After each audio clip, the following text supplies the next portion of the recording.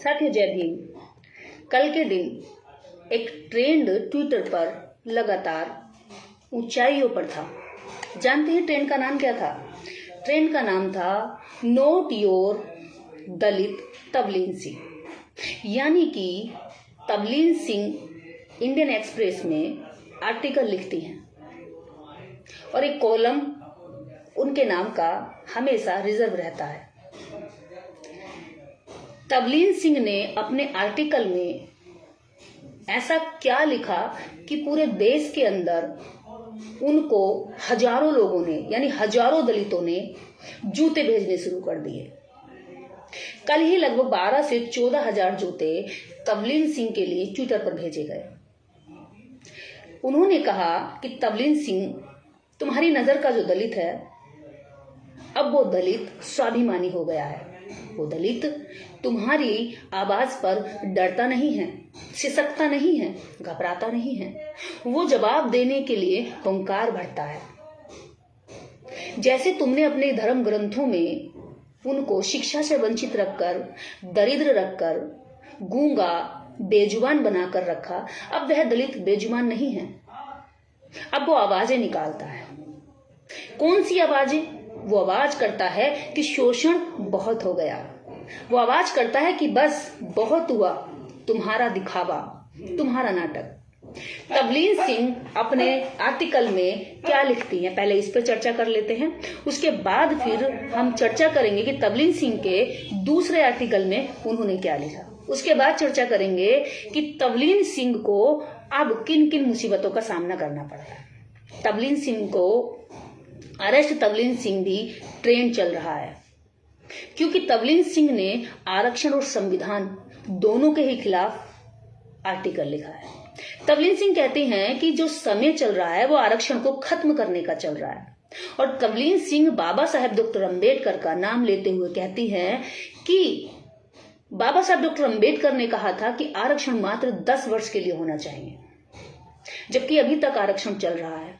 और इस आरक्षण की आड़ में नेता अमीर बनते जा रहे हैं और दलित और गरीब बनते जा रहे हैं। दलितों ने अपनी स्थिति में कोई सुधार नहीं किया, जबकि दलितों के नाम पर नेताओं ने खूब सुधार कर लिया। तवलीन सिंह कहते हैं कि आरक्षण खत्म होना चाहिए, क्योंकि इस आरक्षण की वजह से युवाओं के बीच में आपसी मतभेद पैदा हो रहे हैं। तवलीन सिंह आगे कहती हैं कि आरक्षण को खत्म करके इस देश में जातिगत आरक्षण ना ला करके इस देश में आर्थिक आरक्षण लागू होना चाहिए। इसके बाद एक बात और कहती हैं कि कास्ट सेंसस पर वो फिर लिखती हैं कि देश में जाति जनगणना करा के जातिवाद को बढ़ावा मिलेगा और जातियों के नेता जाति जनगणना के आधार पर जातिवाद फैलाने का काम कर रहे हैं। अब तवलीन सिंह इन बातों को कह तो देती हैं, लेकिन इस देश के अंदर तवलीन सिंह एक चीज को और बढ़ावा देती हैं। वो कहती हैं कि दलित, वो दलित जो फटे हाल रहता है, जो दरिद्र रहता है, जो गरीब रहता है, जो कमजोर रहता है, जो रोता झीकता गिड़गिड़ाता रहता है, या उनकी चौखट के आगे खड़ा होकर के कहता है कि माई बाप तुम ही मेरा सब कुछ हो। उनकी नजर में दलित वही दलित है सिर्फ जो कहे कि माई बाप तुम ही सब कुछ हो, तुम ही माई हो, तुम ही बाप हो, तुम ही मेरा उद्धार करोगे, माई बाप तोहार खातिर ही हमने जन्म लिया है। यानी कि दलित का मतलब उनकी नजर में ऐसा ही है। उनकी नजर में दलित की इमेज ऐसी ही है। यानी दलित अच्छा पहनेगा, इंग्लिश बोलेगा, पढ़ेगा, लिखेगा, कॉलेज में यूनिवर्सिटी में जाएगा, सूट बूट पहनेगा, ये साफ सुथरा होकर के अच्छी बातें करेगा या ज्ञान की बातें करेगा, तो तवलीन सिंह जैसे लोगों की नजर में वह दलित नहीं लगेगा।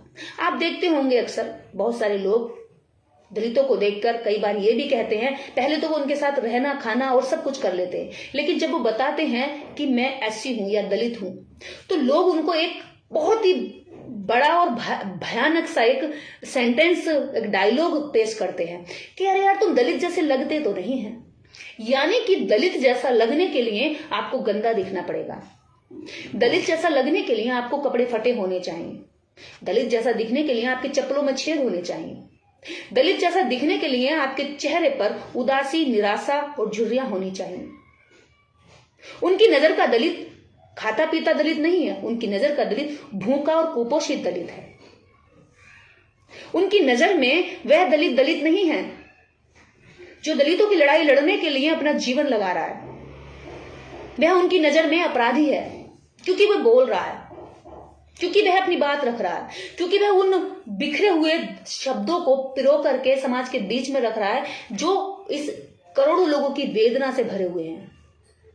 लाखों करोड़ों लोगों की जो तकलीफ है, दर्द है, वेदना है, परेशानियां हैं, उनकी समस्याएं हैं, जो जगह जगह पर उन समस्याओं को वो झेल रहे हैं, उन समस्याओं को, उन वेदनाओं को शब्दों में पिरोकर हम जैसे लोग जो बोलते हैं और आपके बीच में रखते हैं या समाज या दुनिया के सामने लाते हैं, तो उन लोगों से तबलीन सिंह और तबलीन सिंह जैसी मानसिकता के लोगों को तकलीफ होती है। बाबा साहब डॉक्टर अंबेडकर ने कभी नहीं कहा कि एजुकेशन और सर्विस में केवल 10 वर्ष के लिए आरक्षण होना चाहिए।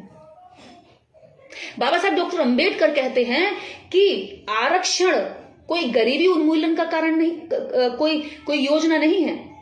आरक्षण उन लोगों के लिए प्रतिनिधित्व करता है, उन लोगों का प्रतिनिधित्व करने के लिए प्रावधान है जिन लोगों को सड़कों पर चलने नहीं दिया, जिन्हें सार्वजनिक जगहों से वंचित रखा, जिनको शिक्षाओं में भेदभाव झेलना पड़ा, जिनको सामाजिक प्रताड़ना का सामना करना पड़ा, जिनको कुओं से तालाबों से पानी नहीं भरने दिया गया, जिनको स्कूल कॉलेज में नहीं घुसने दिया, जिनको व्यापार, जमीन और धन दौलत से वंचित रखा गया, जिन लोगों को नौकरियों से वंचित रखा गया, ऐसे लोगों की उन्नति के लिए शिक्षा और रोजगार में आरक्षण दिया, सरकारी नौकरियों में आरक्षण दिया।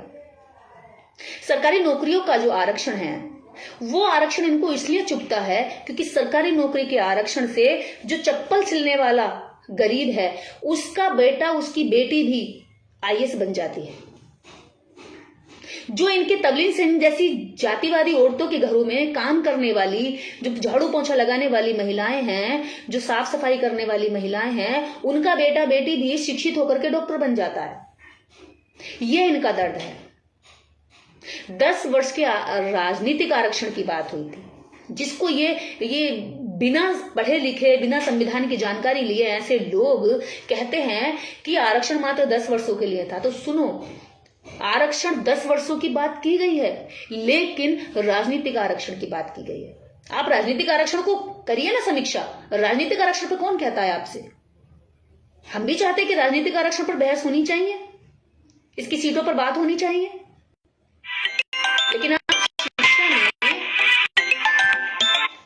आप शिक्षा में और नौकरियों में आरक्षण खत्म करने की बात करते हैं। और तो और देखिए इनका दोगलापन। जब कल तबलीग सिंह को हजारों की तादाद में दलितों के जूते भेजे गए तो तबलीग सिंह और उसके गुर्गों ने शोर मचाना शुरू कर दिया कि जो सच्चे SC ST OBC हैं वो तबलीग सिंह का समर्थन करें।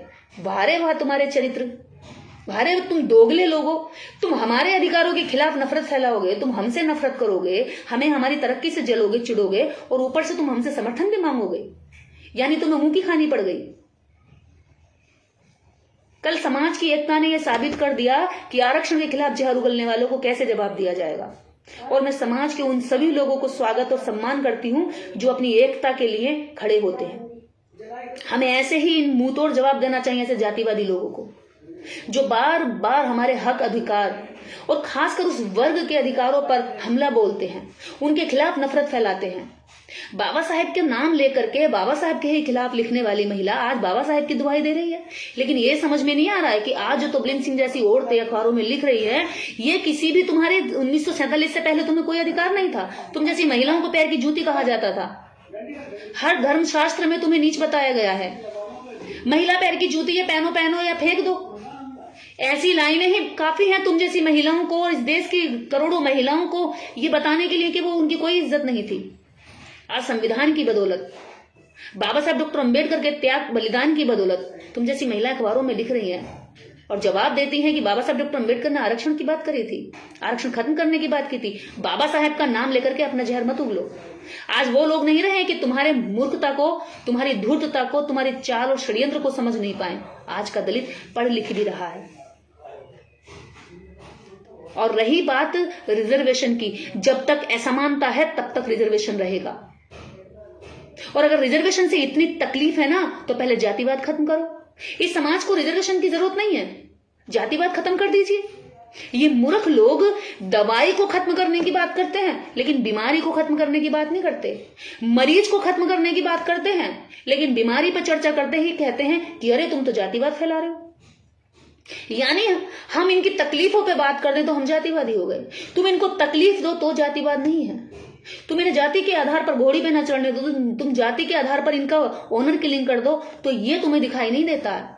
आज तवलीन सिंह कह रही है कि आरक्षण खत्म होना चाहिए, लेकिन कभी तवलीन सिंह ने एक भी आर्टिकल लिखा कि जातिवाद खत्म होना चाहिए।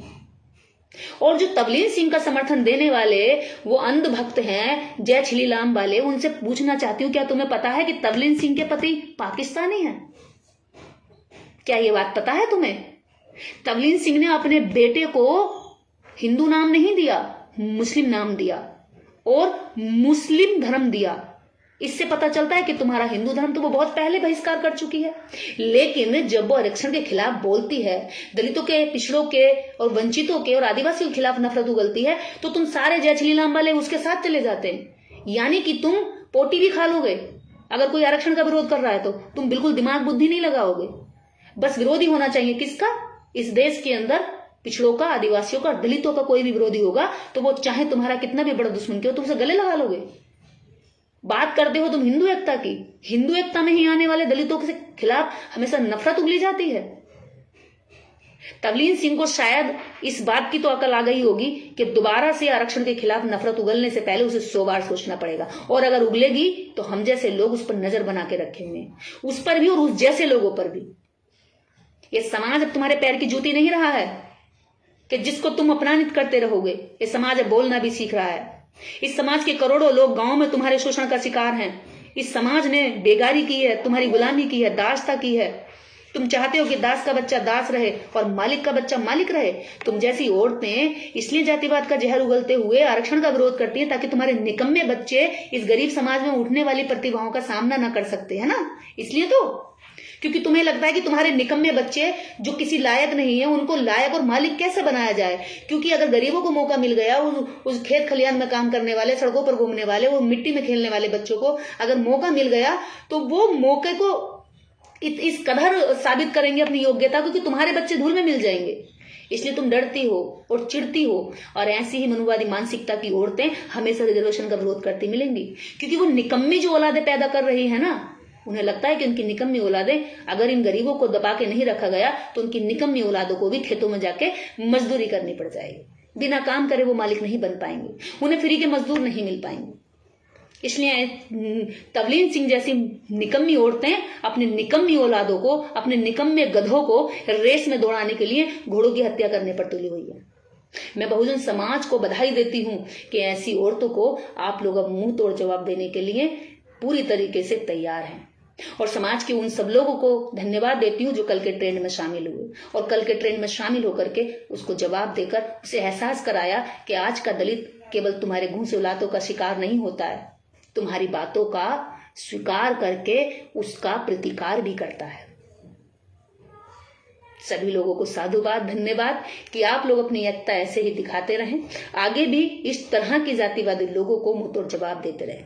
मुझे लगता है कि अभी समाज में हमारे एकता की जो थोड़ी सी कमी है वो अगर भर जाए तो हम दुश्मनों को एक ही दिन में अच्छा इंसान बना सकते हैं, उन्हें भाईचारा सिखा सकते हैं, उनमें मानवता ला सकते हैं।